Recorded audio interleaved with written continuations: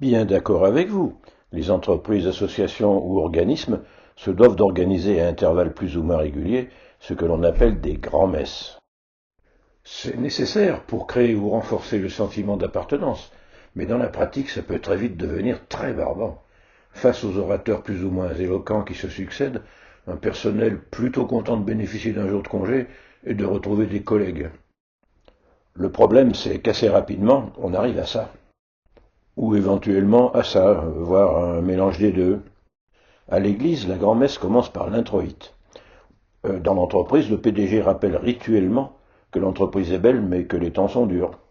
Comme il faut bien, en début de séance, faire rêver le personnel, on fait rituellement intervenir, pour le Gloria, un chantre de l'entreprise idéale. Pour l'Évangile, toujours rituellement, c'est le DRH qui rappelle l'historique.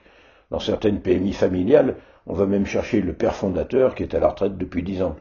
Pour le credo, et toujours rituellement, c'est encore le DRH qui rappelle non seulement les valeurs, mais aussi les croyances de l'entreprise. C'est le moment où il conviendrait d'enregistrer les réactions de la salle d'ailleurs, surtout quand les salariés ont pris la précaution de ne pas s'asseoir à côté d'un faillot. C'est souvent au moment du credo que l'on mesure l'écart entre la théorie et la réalité. À l'offertoire, c'est toujours le moment où le financier présente ses tableaux de chiffres, d'où il conclut, très rituellement, qu'il va falloir faire des sacrifices. Au moment du sanctus, il est rituel de rappeler aux salariés que pas de client égale pas de paye. À la communion, les fidèles ont le droit de bouger, et la pause café a toujours le même objectif, la détente.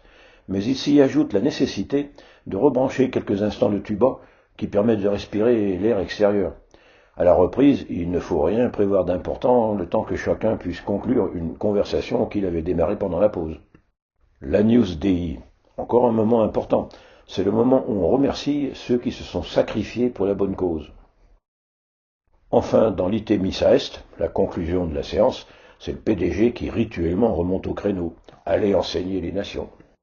Il est exceptionnel que les capsules se terminent par une proposition concrète, mais je vous conseille vivement d'insérer dans vos prochaines grand-messes d'entreprise ou OG d'association une petite heure d'un superbe concert par le quatuor des Merles Moqueurs. Merle, car en bon professionnel, ils chantent super bien, et Moqueur, car j'ai réécrit pour eux des paroles dans le pur style du théâtre d'entreprise. Super pour créer l'ambiance avant d'aborder les choses sérieuses. C'est tout pour aujourd'hui. Pour la suite, eh bien, c'est vous qui voyez.